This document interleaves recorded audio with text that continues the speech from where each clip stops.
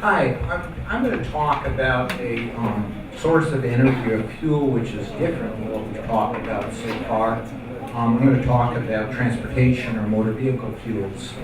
Often I think there's a confusion, not among this group, but in the public, between sources of electricity and sources of fuels for transportation. And the two, as an economist, the two are really not substitutes if you look at how they're produced in the world. We use less than 1% of global natural gas for transportation. Electricity, if you think globally, is less than 1% of the source of transportation fuels, whereas if you look at petroleum, a very large percentage of petroleum, in fact, virtually all of the valuable products are used for transportation, a little bit of electric power generation in a few countries. But so the two are quite different. So I'm going to turn to motor vehicle fuels or transportation fuels as opposed to electric power. The second thing I'd like to start with a little bit is that why are we discussing these issues of renewable energy? And so I think this is something Till had pointed out, is that what's the policy goal? Because I work for a policy research institute. What is it we're trying to do here, or what is it that the governments that have passed these laws, what is their intent? And here again, there's a difference between electricity and transportation fuels. If you look at, I think especially in the United States, but also elsewhere, there were really two policy goals which triggered these sets of policy measures adopted to look at renewable fuels. One, which is actually the latter one, is of course climate change, concerns about reducing emissions and net emissions of carbon dioxide. But the second, which had a major role in the United States and actually has an important policy, driver, has been this idea of oil being special, and it's usually wrapped up in the context of something that's discussed as energy independence, but this mistaken idea, if I will, that somehow or another, if we have produced more of our transportation fuels in the United States, that we'll be less vulnerable to global shocks. And there's a long history that kind of explains this in the United States, but those are the two things that have driven what we've done here. Finally, I think going back to our discussion before about whether these policy measures are really effective, I think it's useful to contrast a lot of the discussion I'll have, the policies I'll talk about going forward, with what actually has worked in the United States. And we've had a tremendous shift in terms of both carbon dioxide emissions and also oil use in the transportation sector. Currently, we consume 10% less than we did 5 years ago.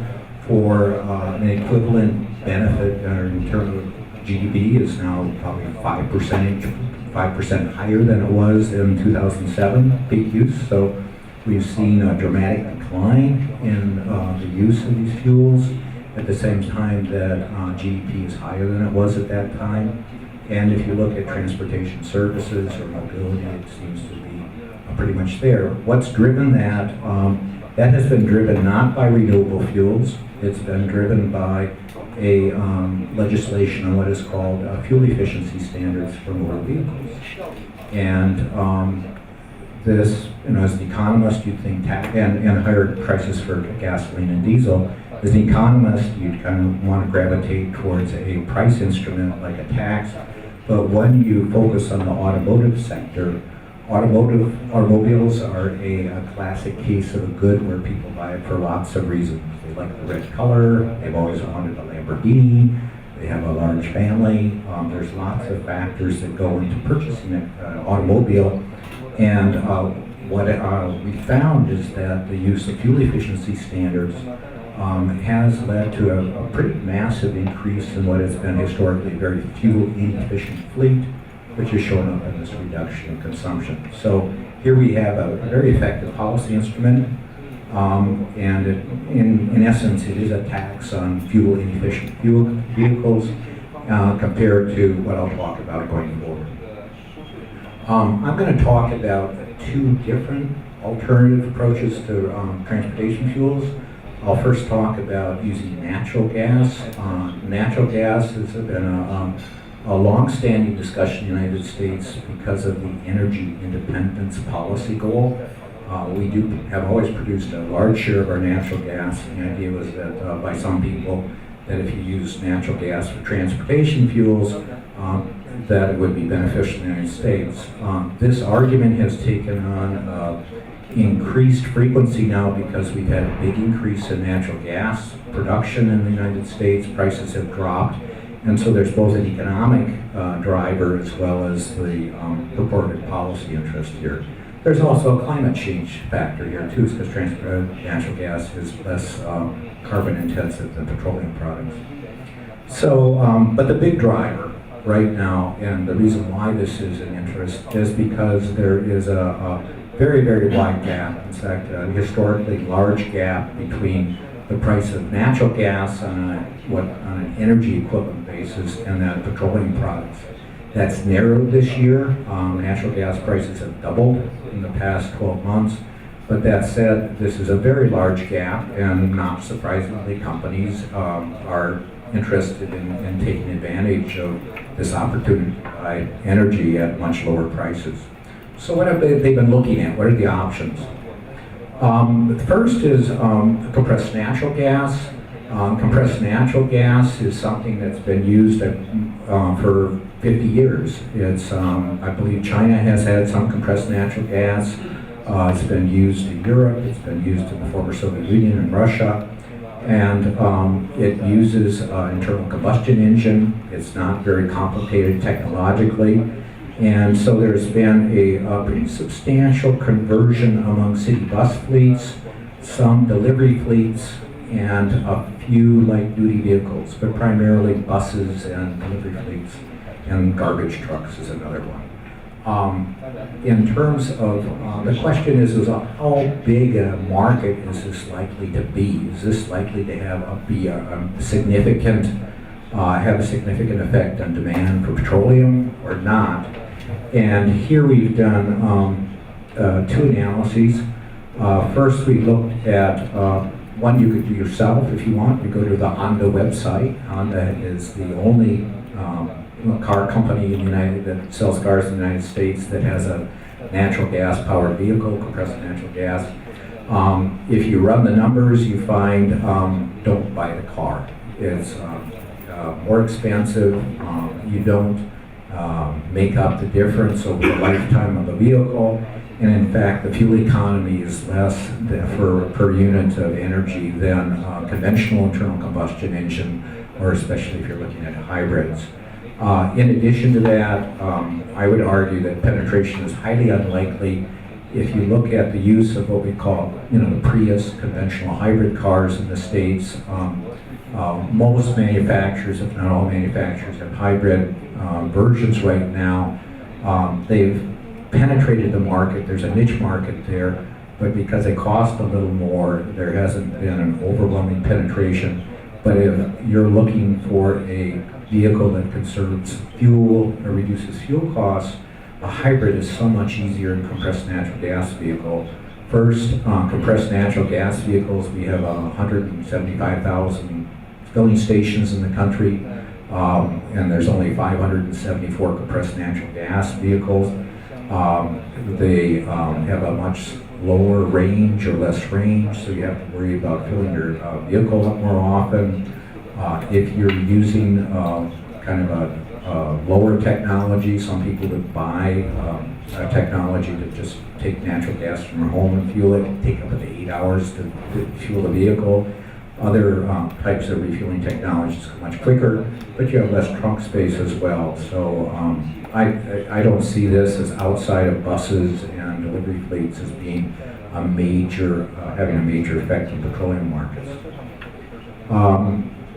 And so here's our analysis right here in terms of where this makes sense. If you have very low natural gas prices and the cost of the vehicle goes down, then it makes sense. But you can see here that when gasoline's has to be substantially over about $1 per liter before this vehicle becomes attractive. So we're seeing this current advantage right now in terms of a fairly substantial difference between natural gas and gasoline or diesel. This runs about 40 cents a liter, which is quite substantial. Or maybe another put is you have a advantage of 25-30% here. The other type of technologies have been looking at in terms of natural gas has been liquefied natural gas. Difference between, of course, compressed natural gas and liquefied natural gas is one's a liquid, one's a gas. And the advantages of liquefying the natural gas is that it takes about 30% less space, which is very useful because in the gas form, natural gas takes a lot of space. Again, because of this price difference, looking here is that for companies that use a lot of energy, use a lot of fuel for their fleets, you can really save an awful lot of money here. So the places that we've seen it probably most credibly has to do with railroads. As opposed to China, our railroads are running diesel as opposed to electricity. So we see, so there's a very substantial savings and railroads are moving into that. The other question has to do with heavy trucks. And heavy trucks, there's much more questions about that. They consume a lot of diesel. If we converted all the heavy trucks in the United States to natural gas, you'd be, reducing oil consumption by maybe 20%, 15-20%. But to get there, the problem is these vehicles are very expensive. You have to add close to 50% price premium onto the vehicle. And a part of the business model for companies that are trucking companies is that you need to resell the truck afterwards. And so it becomes important in terms of who you're going to sell it to. And a large share or substantial share of the used trucks would be in places either maybe more rural areas or to Mexico and Central America where access to liquefied natural gas isn't there yet, may not be there at all.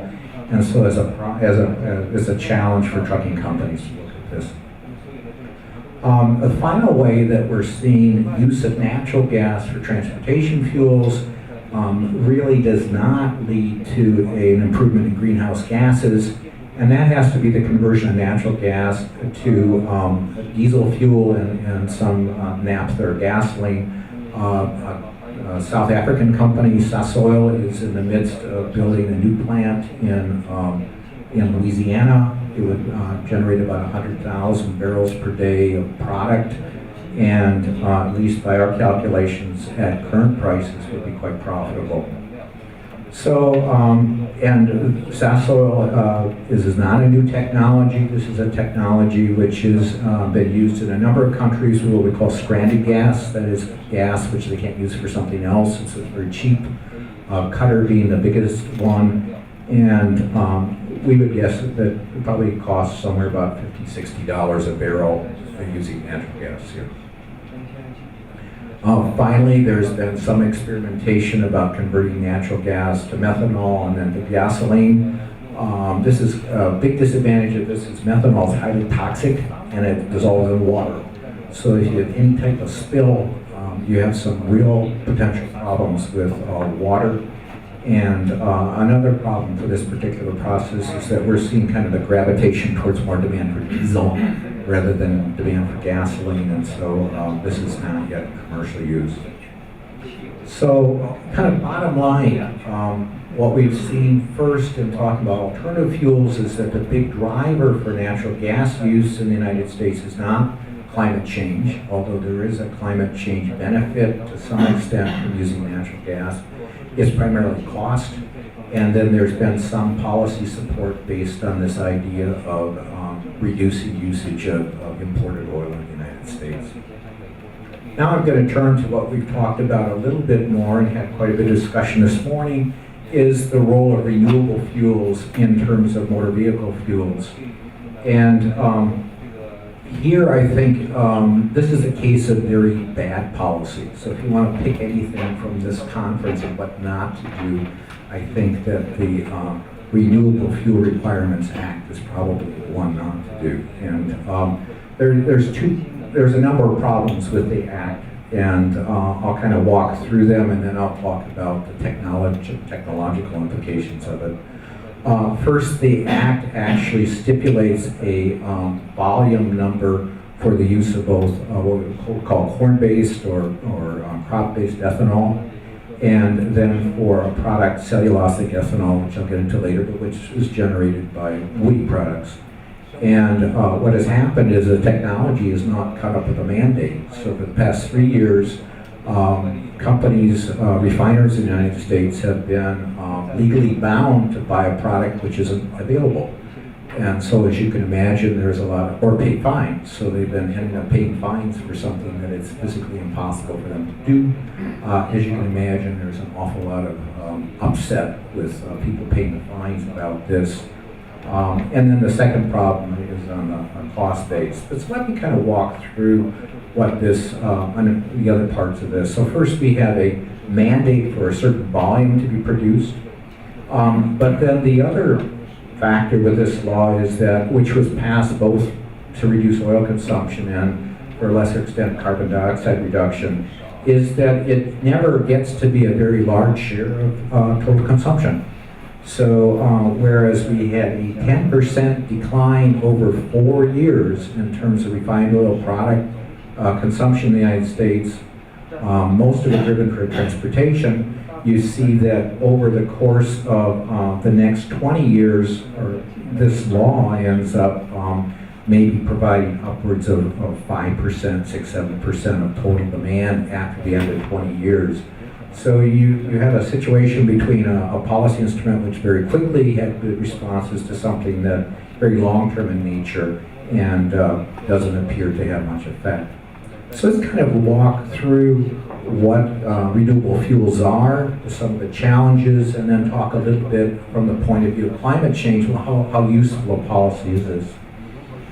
There's really 4 types of biomass that people use, and I'll talk a little bit later about animal products as well, for energy, and they have very different implications for climate change. The first has been food crops, and food crops have actually been the primary source of renewable fuels around the world so far. And one can argue about what that implications are for for cost of food for lower income people around the world and elsewhere. Currently, about 25% of all the corn grown in the United States is used for motor vehicle fuels. So this is a direct competition between fuel and food. Another area, if you look at the bottom here, is looking at switchgrass, where you actually have energy crops grown for energy. Switchgrass is primarily would be for either electric power production, or in the case of cellulosic ethanol, for gasoline-based product. What have been more attractive to people are sources of biomass which currently are kind of waste or junk, and you've seen this both with what I call forest residue. You go in and you cut lumber, or the branches fall, or whatever. The idea, if you can collect this and use this for energy, it's going to waste anyway. This is a good source of non-fossil fuels. And then, especially for China, if you're looking at agricultural residues, after you harvest rice or you harvest wheat, you have the stubble, and you could hopefully use that for fuel as well. So corn-based ethanol now is going on 40 years. It's been used in the United States. Initially, actually, more energy went into producing it than we got out of it. So this was highly criticized. There have been process changes, and now there's a net energy benefit, and there may be even a small carbon dioxide benefit from it. It's a mature industry, and it's been around. The process has been around for thousands of years. Making beer or fermenting wine, whatever. Then the other product, though, has been cellulosic ethanol. And here again, this is a problem I think every policymaker makes, and I think it's one that China should think about carefully. There was actually a fairly considered view in the scientific and the industry industrial community that they could solve this problem, which is how do you take cellulose, wood, and break it down into sugar, and then once you do that, then you can make ethanol from it. And they have just had repeated problems in this. It just goes to show technological progress does not proceed linearly. It doesn't just go ahead. And so we have had very high costs for this, a lot of difficulties, and as I mentioned before, the industry has been unable at any price to produce enough cellulosic ethanol for the demands. So the Environmental Protection Agency, the government, has backtracked on what it stipulates the total amount should be should be purchased in any 1 year. But this has been a very controversial policy issue because, and it's just right for people who are concerned about these types of programs to say, well, here you're mandating that companies buy something that's not there, and then you're finding them when they can't buy it. So this becomes a big political problem. In addition to that, we've seen I think a more considered view, or there's actually, I should say, put it this way, there's been a lot of growth in anti-ethanol political groups in the United States on corn-based ethanol. We had a 51 cent or 10 cent, I'm sorry, a 13 cent a liter subsidy for it. That was repealed just a little while ago. We also put a tariff on to import to protect it from imports. And so in general, there's a sense that using corn or other things to make ethanol is probably not a great policy. That said, there's been a continued problem again is that the volumes of ethanol that are supposed to be purchased every year the volumes of ethanol that are supposed to be purchased every year are greater than can be absorbed. Let me just skip forward. I'm sorry, we're taking a little too much time here. Talking about biodiesel, which has been used in Europe as well. It's a pretty simple technology, but again, the problem here has to be with feedstocks. And if you're looking at soybean oil, again, a food, it's much more expensive than using commercial diesel. And then, or you can use palm oil out of Indonesia, and that's expensive as well. Finally, we've looked at algae. Algae is potentially promising because you can genetically engineer it to be about 50% lipids or fats, which can be burned. The problem with algae tends to be that there's a lot of technical as well as hurdles that need to be surmounted, and people are talking about another 10 years. So it's really still in the R&D stage. So finally, I think, again, going back to the original point here is that what's the purpose of renewable fuels? Hopefully to reduce emissions of carbon dioxide. Most of the fuels that are currently available seem to have very few net benefits that can be substantial costs. And it actually, when we've looked at it carefully, the most effective use of biomass, if you're concerned about greenhouse gas emissions, tends to be co-firing with coal to generate electricity. So bottom line, we're seeing some use of natural gas, especially liquefied natural gas in transportation. So we'll probably see an increase in natural gas usage, which has some modest greenhouse gas benefits. But we don't see renewable fuels in transportation as being a very good policy instrument at this point in time.